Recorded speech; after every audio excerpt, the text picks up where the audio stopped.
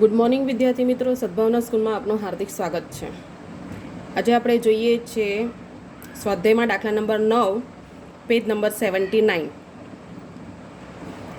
બરાબર, ચાલો તમે તમારી ટેક્સ્ટ બુક લઈ લો ને પેન્સિલ લઈ લેજો. હું જે રીતે બોલું છું તે રીતે તમે તમારા ટેક્સ્ટ બુકમાં પેન્સિલથી કઈ બાજુ કઈ અસર આવે તે લખવાની છે. ચાલો, દાખલા નંબર 9. પાર્થિવ અને પ્રિયા એક ભાગીદારી પેઢીના ભાગીદારો છે. તારીખ 31/3/2017ના રોજના કાચા સરવૈયા અને હવાલાઓ પરથી ભાગીદારી પેઢીના વાર્ષિક હિસાબો તૈયાર કરો. તમને કાચું સરવૈયું આપ્યું છે. ચાલો હવે જોઈએ ઉપાડ.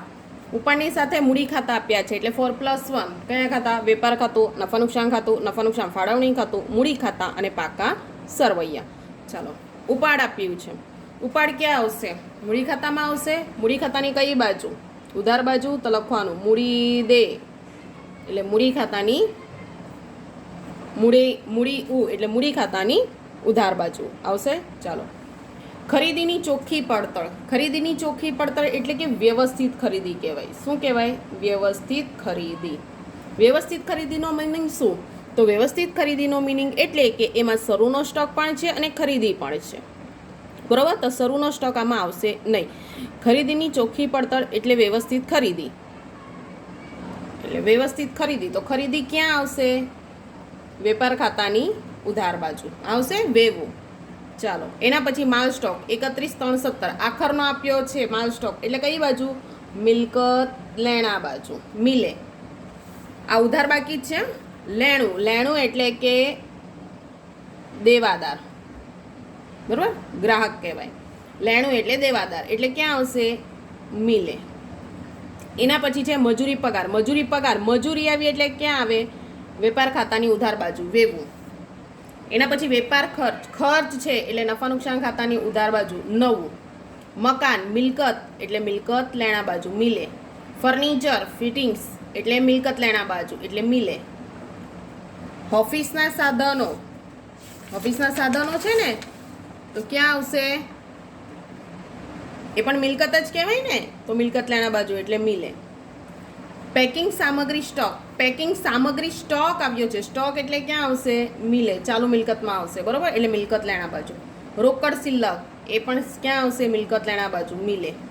લખાઈ ગયું. ચાલો, એની સામેની બાજુએ મૂડી ખાતા. આ શું કહેવાય? શરૂની બાકી કહેવાય. શરૂની બાકી કહેવાય એટલે આ બનશે તમારી મૂડી ખાતાની જમા બાજુ. મૂડી એટલે મૂડી ખાતાની જમા બાજુ આવશે. વેચાણ ક્યાં આવશે? વેપાર ખાતાની જમા બાજુ, વેચ. દેવું, દેવું એટલે કે આપણા વેપારીઓ એટલે કે લેણદારો, એટલે ક્યાં આવશે? મૂડી દેવા બાજુ, મુદે. નમૂના તરીકે વહેંચેલ માલ છે. તો આ નમૂના તરીકે જે માલ વહેંચ્યો છે એ શેમાંથી વહેંચ્યો હશે? જે આપણે માલની વ્યવસ્થિત જે પેલી ખરીદી કરી હશે ને એમાંથી વહેંચ્યો હશે. બરાબર, તમે ક્યારે નમૂના તરીકે માલનું વેચાણ કરી શકો? જ્યારે તમે એ માલનું શું કર્યું હશે? ખરીદી કરી હશે, અથવા તમારા પાસે એ માલ હશે, એમાંથી જ તમે નમૂના તરીકે માલનું વેચાણ કર્યું હશે. એટલે આની અસર જશે વેવું માઇનસ. તો વેવું માઇનસ પણ શેમાંથી માઇનસ કરવાની? ખરીદીમાંથી. બરાબર, ચલો. Bank overdraft. બેંક ઓવરડ્રાફ્ટ એટલે આપણું દેવું, એટલે મૂડી દેવા બાજુ, મુદે. ચાલો, હવે આપણે હવાલા આપ્યા છે. 6 હવાલાની ટીક માર્ક કરી. મૂડી પર અને ઉપાડ પર વ્યાજ આપવાનું છે, એટલે મૂડી પર નંબર 1, ઉપાડ પર નંબર 1. બરાબર, ચાલો. 10,000ના ઉધાર વેચાણની નોંધ કરવાની બાકી છે. ઉધાર વેચાણની નોંધ કરવાની બાકી એટલે વેચાણ પર આપો નંબર 2. ને વેચાણનો સરવાળો ભૂલથી વધુ ગણ્યો છે, આને પણ અસર જશે નંબર 2 વેચાણ પર. 2,000ની વધારાની ઘાલખાત. ઘાલખાત એટલે દેવાદાર પર આવશે હવાલો. દેવાદાર એટલે જ્યાં લેણું લખ્યું છે ને ત્યાં નંબર 3. એના પછી 4,000નું ફિટિંગ્સ નકામું થઈ ગયું છે, જેની ચોપડે નોંધ કરવાની બાકી છે. તો ફર્નિચર ફિટિંગ્સમાં આપવાનું નંબર 4. ચાલો, એના પછી છે શું છે? એક ગ્રાહકે માલ પૂરો પાડવાનો કરાર પૂરો નહીં કરી શકવા બદલ કોર્ટે ₹4,000 ચૂકવવાનો દાવો મંજૂર કર્યો. તો આ વધારાનો છે. બરોબર, તો આના પર કોઈના પર અસર નહીં થાય, વધારાનો છે, એટલે આની 2 અલગ અસર આપવાની. ચૂકવવાની બાકી મજૂરીના ₹2,000 મજૂરી ખાતે નોંધ્યા છે, એટલે જે ચૂકવવાની બાકી મજૂરીના 2,000 છે ને એ મજૂરી ખાતે નોંધાઈ ગયા છે, એટલે આમાં એની નોંધ થઈ ગઈ છે. કાચા સર્વેમાં જે મજૂરી પગાર આપ્યો છે ને એમાં એની નોંધ થઈ ગઈ છે, એટલે એક અસર અપાઈ ગઈ છે. પરંતુ ચૂકવવાના બાકી મજૂરી ખાતું કાચા સર્વેમાં નોંધવાનું રહી ગયું. તો જે ચૂકવવાનું બાકી મજૂરી છે એની અસર આવશે. તો ચૂકવવાની બાકી મજૂરી છે એટલે મારું દેવું એટલે એની અસર ક્યાં જશે? મૂડી દેવા બાજુ. બરોબર? ચાલો તો હવે આપણે દાખલાની શરૂઆત કરીએ.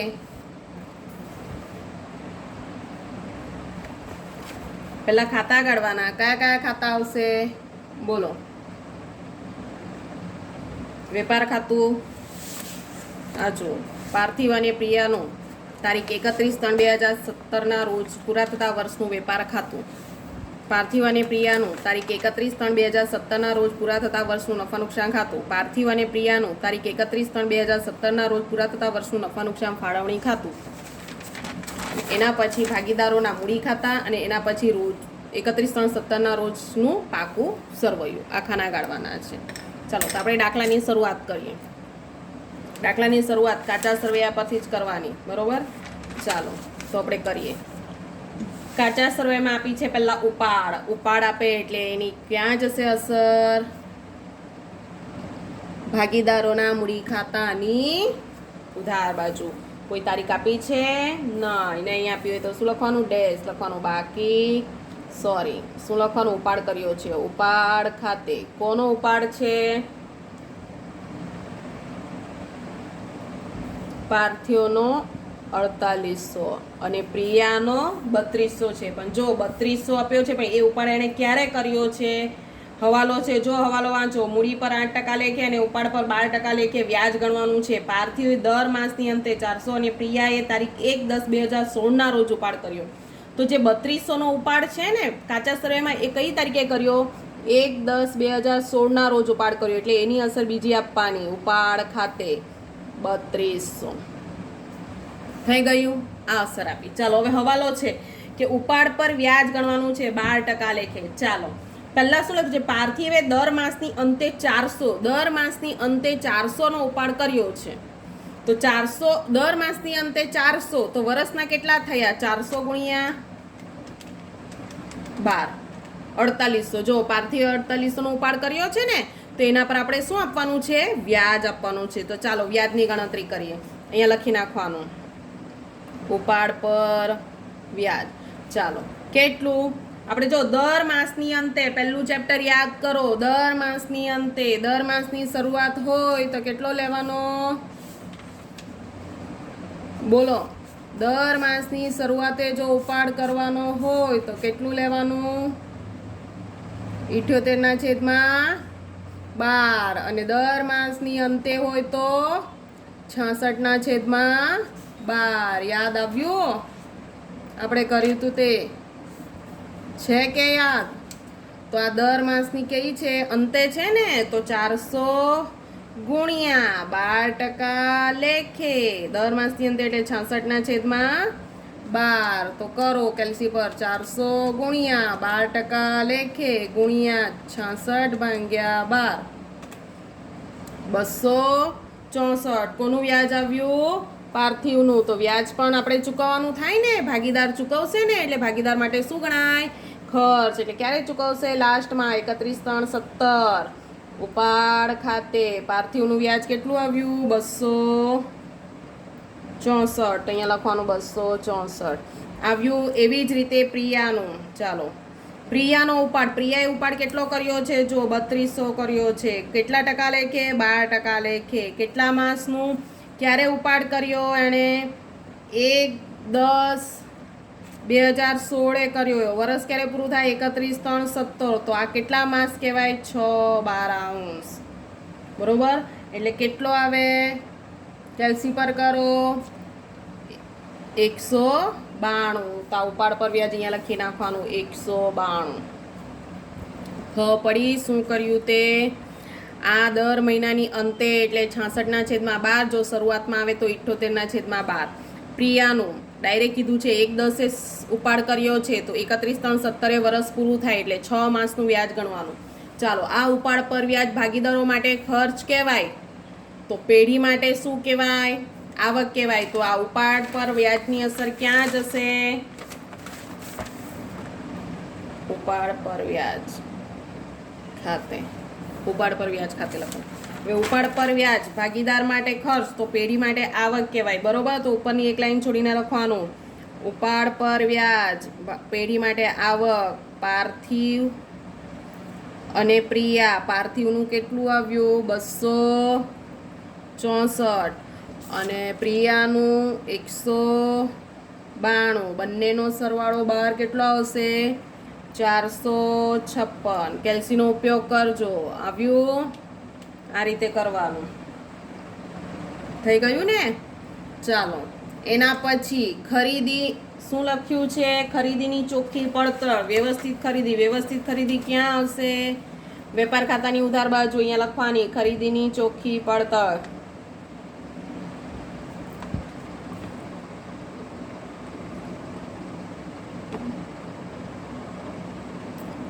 ખરીદીની ચોખ્ખી પડતર.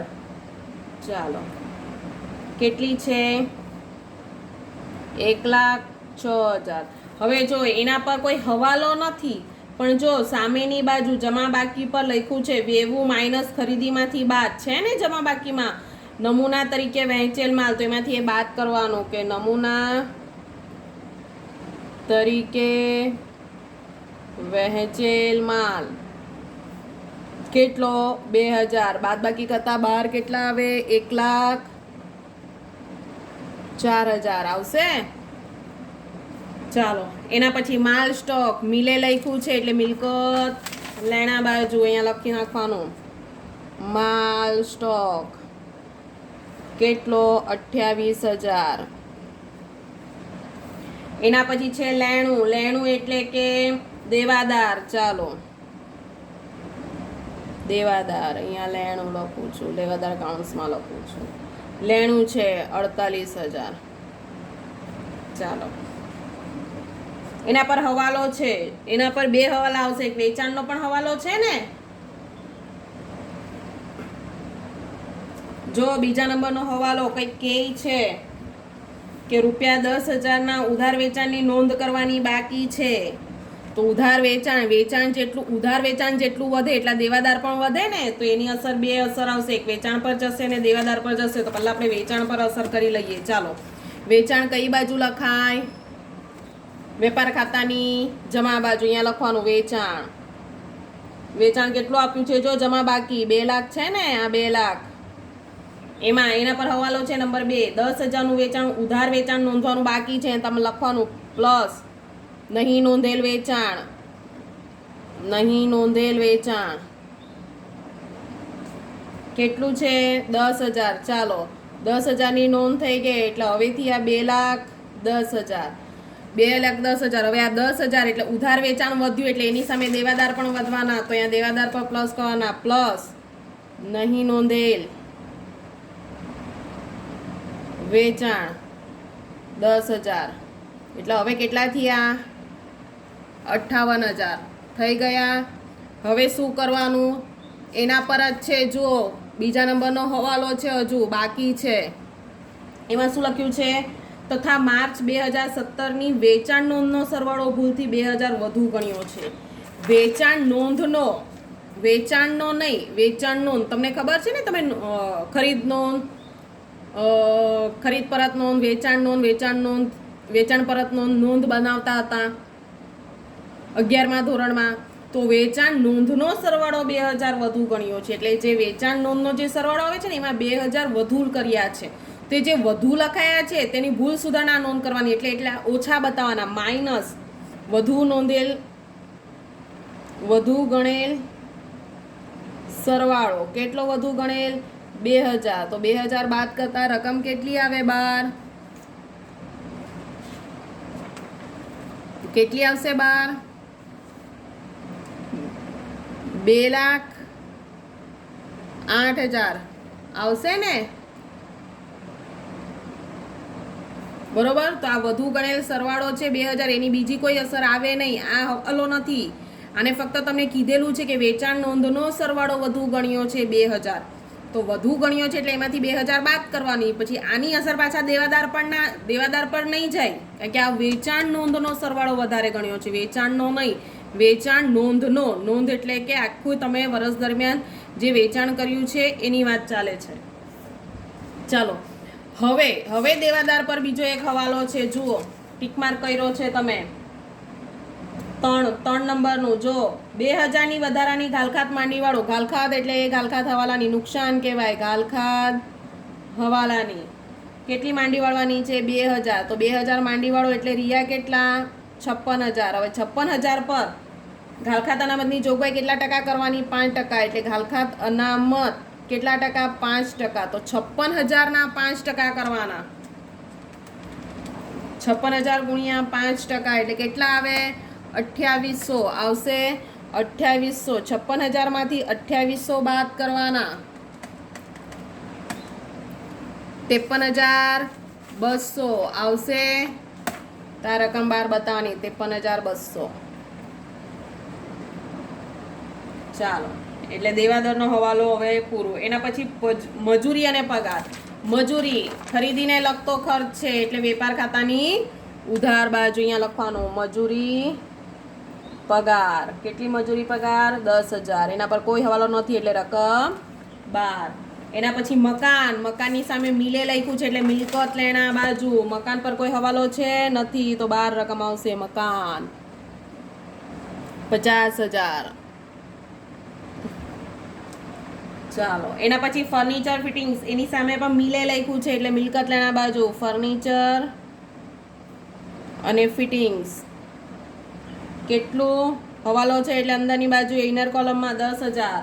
એના પર 4 નંબરનો હવાલો છે. 4000નું ફિટિંગ્સ નકામું થઈ ગયું છે જેથી ચોપડે નોંધ કરવાની બાકી છે, એટલે નુકસાન થયું છે. નકામું થઈ ગયું એટલે કે નુકસાન. આ નુકસાન કહેવાય ફર્નિચર અને ફિટિંગ્સનું. તો નુકસાન કેટલું થયું? 4000નું. તો 4000નું નુકસાન થયું તો નુકસાન બાદ થાય એટલે બાકી કેટલા રહ્યા? 6000. ચાલો, હવે નુકસાન થયું તો નુકસાનની અસર ક્યાં જશે? નફા નુકસાન ખાતાની ઉધાર બાજુ. તો ઉધાર બાજુ લખવાનું ફર્નિચર ફિટિંગ્સનું નુકસાન. ફર્નિચર ફિટિંગ્સનું નુકસાન કેટલું? આ 4000. આવી એની બે અસર. ચાલો, એના પછીનો હવાલો છે ઓફિસ સાધનો. મિલે લખ્યું છે એટલે મિલકત લેણા બાજુ. કોઈ હવાલો નથી એટલે 12 રકમ. ઓફિસ સાધનો કેટલા? 4000. રકમ 12 આઉટર કોલમમાં. એના પછી છે પેકિંગ સામગ્રી સ્ટોક. એના પર પણ કોઈ હવાલો નથી, મિલે છે એટલે મિલકત લેણા બાજુ. પેકિંગ સામગ્રી સ્ટોક 4000. એના પછી છે રોકડ શિલ્લક. રોકડ શિલ્લકની બાજુમાં પણ મિલે લખ્યું છે એટલે મિલકત લેણા બાજુ. રોકડ શિલ્લક 2000. ચાલો, થઈ ગયું. ઉધાર બાકી આવી ગઈ. હવે લખવાની જમા બાકી. ચાલો, જમા બાકીમાં પહેલું છે મૂડી. મૂડીની જમા બાકી એટલે મૂડી એ શરૂની મૂડી છે. શરૂની મૂડી હંમેશા મૂડી ખાતાની જમા બાજુ. તો 1 4 16 શું લખવાનું? બાકી આગળ લાવ્યા. કેટલી છે? પાર્થિવની 24000 અને પ્રિયાની 16000. લખાઈ ગયું. અને એના પર હવાલો આપ્યો છે. હવાલા નંબર 1. મૂડી પર 8% લેખે વ્યાજ આપવાનું છે. તો આ જે મૂડી છે ને એના પર 8% વ્યાજ આપવાનું. ક્યારે આપવાનું? છેલ્લી તારીખે 31/3/17 લખવાનું મૂડી પર વ્યાજ. ચાલો, 24000 ના 8% કરો. આ 24000 ગુણ્યા 8% કેટલા આવે? 19-20. તો પાર્થિવનું વ્યાજ કેટલું? 19-20. અને 16000 ના 8%. તો 16000 ગુણ્યા 8% 1280. બરોબર. તો આ મૂડી પર વ્યાજ એ ભાગીદાર માટે આવક કહેવાય એટલે જમા બાજુ લખી. તો ભાગીદારો માટે આવક, તો પેઢી માટે શું કહેવાય? ખર્ચ. ખર્ચ એટલે નફા નુકસાન ફાળવણી ખાતાની ઉધાર બાજુ લખવાનું. મૂડી પર વ્યાજ કોનું? પાર્થિવ અને પ્રિયા. તો પાર્થિવનું કેટલું આવ્યું? 19-20. અને પ્રિયાનું કેટલું આવ્યું? 1280. તો સરવાળો કરતા બહાર કેટલા આવે? 3200. ખબર પડી? ચાલો, એના પછી આગળ વેચાણ, વેચાણનો તો આખો હવાલો પૂરો થઈ ગયો ને. ચાલો એના પછી દેવું, દેવું એટલે વેપારીઓ એટલે લેણદારો છે આપણા, એટલે મૂડી દેવા બાજુ અહીંયા લખવાનું દેવું. કેટલું? 30,000. કોઈ હવાલો નથી.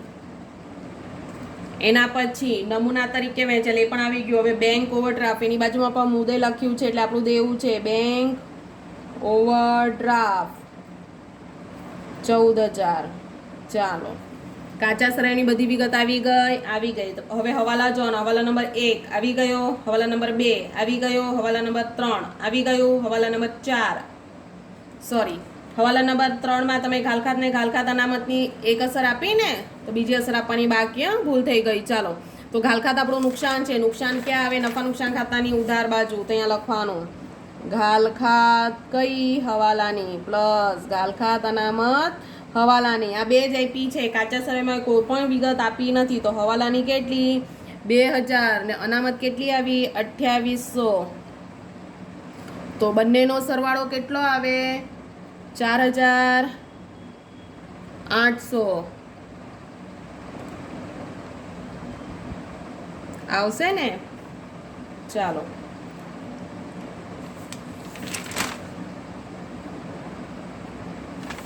ચાલો હવે જુઓ, જરાક આપણો વેપાર ખર્ચ પણ લખવાનો ભૂલી ગયો છે. વેપાર ખર્ચ એ આપણું ખર્ચ છે, એટલે વેપાર ખાતાની ઉધાર બાજુ વેપાર ખર્ચ.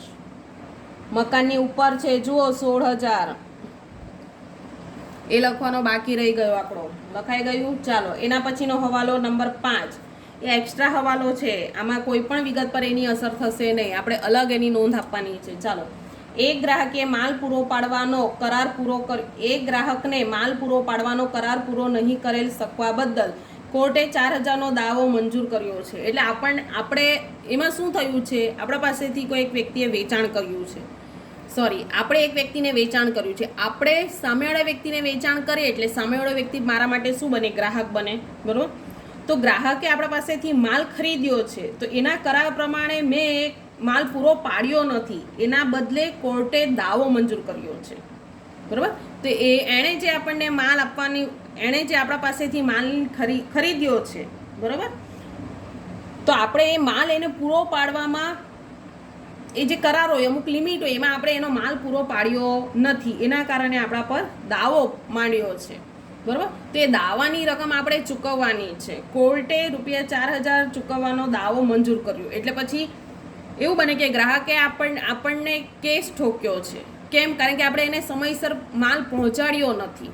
એટલે ગ્રાહકે આપણા પર કેસ કર્યો એટલે કોર્ટે આપણને એક દાવો મંજૂર કર્યો. અમુક રકમ આપણને ચૂકવવા કીધી છે, હજુ ચૂકવ્યો નથી. તો એ દાવાની રકમ આપણા માટે શું કહેવાય? દેવું કહેવાય, કારણ કે આપણે ચૂકવ્યું નથી ને એક સાઈડે આપણા ધંધા માટે નુકસાન ગણાય. તો એની અસર ક્યાં આવશે? એક તો નુકસાન છે એટલે નફા નુકસાન ખાતાની ઉધાર બાજુ શું લખવાનું? ગ્રાહકે ચૂકવવાના કરાર ભંગનું નુકસાન. ગ્રાહકને ચૂકવવાના કરાર ભંગનું નુકસાન. કેટલું? 4,000. ચાલો આ નુકસાન થયું ને આ આપણે હવે કરાર ભંગ એટલે દાવો હજુ આપણે ચૂકવ્યો નથી, એટલે મારું શું કહેવાય? દેવું. દેવું કહેવાય એટલે મારે અહીંયા શું લખવાનું? કરાર ભંગના દાવાના. કેટલા કરાર ભંગના દાવાના? આમાં ખબર પડી 4,000 કરાર ભંગનો દાવો કઈ રીતે? આપણા પાસેથી કોઈ વ્યક્તિએ ખરીદી કરી છે. દાખલા તરીકે આપણે કોઈ માલનું વેચાણ કરે એટલે સામેવાળો વ્યક્તિ આપણા પાસે આપણો શું બને? ગ્રાહક બને. બરોબર? તો ગ્રાહકે આપણા પાસેથી ખરીદી કરી છે ને આપણે એક કરાર કર્યો છે, એટલે આટલા દિવસમાં હું તમને માલ પહોંચાડી દઈશ. તો એ કરાર પ્રમાણે આપણે એ માલ પહોંચાડતા નથી, એટલે આપણે કરારનો શું કર્યો છે? ભંગ કર્યો છે કરાર પ્રમાણે. બરોબર? તો લેખિત કરાર હોય એટલે લેખિત કરારનો આપણે શું કર્યો? ભંગ કર્યો. ભંગ કર્યો એટલે એનો મિનિંગ શું થાય? કે જે ગ્રાહક છે એ કોર્ટમાં જાય છે. કોર્ટમાં જાય એટલે કોર્ટવાળાએ આપણને એક દાવો ચૂકવવાનું કીધું કે આટલી રકમ તમારે દાવા પેટે ચૂકવવા પડશે. ચૂકવવી નથી, ચૂકવવા પડશે. એટલે મારું દેવું છે. દેવું એટલે મૂડી દેવા બાજુ કરાર ભંગના દાવાના 4,000 ને એ ચૂકવવાનું છે. અને એક સમયે 4,000નું મારા માટે નુકસાન કહેવાય. કેમ? કારણ કે આપણે એ માલ પહોંચાડી નહીં શક્યા હોવાથી આપણને દાવો ચૂકવવાનો થયો, એટલે મારું નુકસાન થયું. એટલે નફા નુકસાન ખાતાની ઉધાર બાજુ આવશે. થઈ ગયું? ચાલો એના પછી નંબર 6, ચૂકવવાની બાકી મજૂરીના 2,000 મજૂરી ખાતેનો નોંધાઈ ગયા, એટલે કે મજૂરી જે છે મજૂર પગાર 10,000 એમાં એની નોંધ થઈ ગઈ છે, પણ બીજી અસર જે આપવાની ને ચૂકવવાની બાકી મજૂરી એ કાચા શ્રેયમાં નોંધવાની બાકી છે, તો આપણે નોંધી દઈએ તો ચૂકવવાની બાકી મજૂરી ચૂકવવાની બાકી છે, હજુ ચૂકવી નથી, તો મારું દેવું છે ત્યાં લખવાનું ચૂકવવાની બાકી મજૂરી, મૂડી દેવા બાજુ મારું દેવું છે કેટલું 2,000, બરોબર. આ એની અસર થઈ. ચાલો બધા હવાલા આવી ગયા, હવે ખાતું બંધ કરવાનું. ચાલો ખાતું બંધ કરો એટલે પહેલા કયું ખાતું બંધ કરશો? વેપાર ખાતું. વેપાર ખાતાની કઈ બાજુનો સરવાળો વધારે હશે? આપણે નજર ફેરવે એટલે જ ખબર પડી જાય, જમણા બાજુનો સરવાળો વધારે. કેટલો? 2,08,000. 2,08,000. ચાલો 2,08,000 માંથી આ બે રકમ બાદ કરો એટલે કેટલા આવશે? બાદ કરી 94,000. તો એ બનશે તમારો શું? કાચો નફો. તો ક્યાં લઈ જવાય? નફા નુકસાન ખાતે. કાચો નફો. ચાલો હવે નફા નુકસાન ખાતે લઈ જવાનું છે કાચો નફો, તો ક્રોસમાં એટલે વેપાર ખાતાની જમા બાજુ, ને હંમેશા નફો થાય એટલે નફો એ આપણી આવક કહેવાય એટલે જમા બાજુ. તો અહીંયા લખવાનું ક્યાંથી લાવ્યા આપણે? વેપાર ખાતામાંથી લાવ્યા ને, તો અહીંયા લખવાનું વેપાર ખાતે શું છે આપણો? કાચો નફો. કેટલો છે? 94,000. ચાલો હવે નફા નુકસાન ખાતામાં પણ એક વખત આપણે નજર ફેરવી દેવાની કે કઈ બાજુનો સરવાળો વધારે હશે. જમા બાજુ ને 94,000 રકમ મોટી છે, તો અહીંયા 94,000. 94,000નો સરવાળો અહીંયા ઉધાર બાજુ લઈ લખવાનો 94,000, ને આ 94,000 માંથી આ 4 રકમ તમારે બાદ કરવાની. 4 રકમ તમે બાદ કરશો તો જવાબ આવશે 65,200. ચાલો તો તમારો આ ચોખ્ખો નફો બન્યો. તો આ ચોખ્ખો નફો ક્યાં લઈ જવાય? નફા નુકસાન ફાળવણી ખાતે. ત્યાં લખવાનું નફા નુકસાન ફાળવણી ખાતે, કાઉન્સમાં લખવાનું ચોખ્ખો નફો. ફરીથી નફો આવ્યો એટલે ક્રોસ અસર. ક્રોસ અસર એટલે ક્યાં આવશે? નફા નુકસાન ફાળવણી ખાતાની જમા બાજુ. જમા બાજુ એટલે બધી આવક કે નફો લખાય. તો અહીંયા લખવાનું નફા નુકસાન ખાતે. નફા નુકસાન ખાતેથી લાવ્યા ને, તો અહીંયા લખવાનું ચોખ્ખો નફો. કેટલો? 65,200 લખ્યો. ચાલો હવે આ 65,200 આવ્યો છે, તો હવે નફા નુકસાન ફાળવણી ખાતું પણ શું કરવાનું? બંધ કરી નાખવાનું. નજર ફેરવતા જ ખબર પડી જાય કઈ બાજુનો સરવાળો વધારે છે. 65,656. 65,656 જમા બાજુનો, તે ઉધાર બાજુ લાવવાના. 65,656. 65,656 લખવાના. તો 65,656 માંથી તમારે 3200ની રકમ બાદ કરવાની, એટલે જવાબ આવશે 62,456. 62,456. તો આ બન્યો તમારો વહેંચણી પાત્ર નફો. હવે આ કોના ખાતે લઈ જવાના? મૂડી ખાતે. બરોબર. તો આ રકમ મૂડી ખાતે લઈ જવાના છે, એટલે આ વહેંચણી પાત્ર નફાની હવે શું કરવાની? વહેંચણી કરવાની ભાગીદારો વચ્ચે. કોણ છે ભાગીદાર? પાર્થિવ અને પ્રિયા. ચાલો હવે પાર્થિવ અને પ્રિયા 62,456ની વહેંચણી કરવાની છે. બરોબર. તો નફા નુકસાન વહેંચણીનું પ્રમાણ દાખલામાં આપ્યું? ન આપ્યું હોય તો સરખે હિસ્સે એટલે 1:1 પ્રમાણે. એટલે પાર્થિવનો ભાગ કેટલો? 1. પ્રિયાનો ભાગ કેટલો? 1. પણ પેઢીનો આખો ભાગ કેટલો થાય? 1 + 1 = 2. તો હવે શું કઈ રીતે વહેંચણી કરવાની? 62,456 ગુણ્યા 1/2. કેટલો આવે? 31,288 પાર્થિવને નફો મળે. પાર્થિવને જેટલો મળે એટલો જ પ્રિયાને મળશે, 31,288, કારણ કે સરખે હિસ્સે એટલે. ચાલો હવે આ વહેંચણી પાત્ર નફાની અસર ક્યાં જશે? મૂડી ખાતામાં. નફો થયો એટલે જમા બાજુ, એટલે મૂડી ખાતાની જમા બાજુ આવવાનું અને લખવાનું 31,317 નફા નુકસાન ફાળવણી ખાતે. 31,228. હવે મૂડી ખાતું બંધ કરવાનું અને મૂડી ખાતાની આખરની બાકી શોધવાની. તો આ ત્રણેયનો સરવાળો કરો. સરવાળો આવશે 57,148. 57,148. તો 57,148 માંથી આ બે રકમ બાદ કરો, એ જવાબ આવશે 52,084. બરોબર. તો આ બેની આખરની બાકી 31,317 લખવાનું બાકી આગળ લઈ ગયા. એવી જ રીતે પ્રિયાનો જમા બાજુનો સરવાળો કરવાનો 48,508. 48,508. તો 48,508માંથી આ બે રકમ બાદ કરતા જવાબ આવે 45,116. આ જવાબ આવશે. તો આ બનશે આખરની બાકી. બરોબર. ચાલો, તો મૂડી ખાતાની આખરની બાકી કહેવાય ઉધાર બાકી. બરોબર. હવે ઉધાર બાકી અહીંયા લઈ આવે એટલે જમા બાકી બનશે. અહીંયા ક્રોસ અસર આવશે.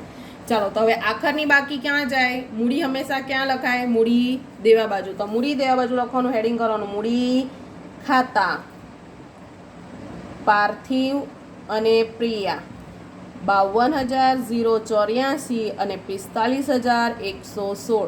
તો તમારો જવાબ આવશે, બંનેનો સરવાળો કરવાનો, જવાબ આવશે 97,200. કેટલો આવે? 97,200. અને પછી પાકા સરવૈયાનો સરવાળો કરવાનો. તો પાકા સરવૈયાનો તમે મૂડી દેવા બાજુનો સરવાળો કરો એટલે સરવાળો આવશે 1,47,200. એ સેમ સરવાળો મિલકત લેણા બાજુ આવવો જોઈએ 1,47,200. અહીં તમારો દાખલો પૂરો થાય. પછી આ સરવાળો કશે લઈ જવાનો નહીં. અહીં તમારો દાખલો પૂરો. ખબર પડી? તો હોમવર્કમાં આ દાખલો તમારે પહેલાં તો ટેક્સ્ટ બુકમાં લખવાનો છે. લખવા કરતાં તો મેં તમને એમ કહું છું, હું જ્યારે કરાવું છું ત્યારે જ તમારે દાખલો ગણવાનો, તો જ તમને ખબર પડશે. બરાબર? આ રીતે લખવાનો અને સેમ એઝ ઇટ ઇઝ આપણું જે હોમવર્ક છે તે 4+1 એક વખત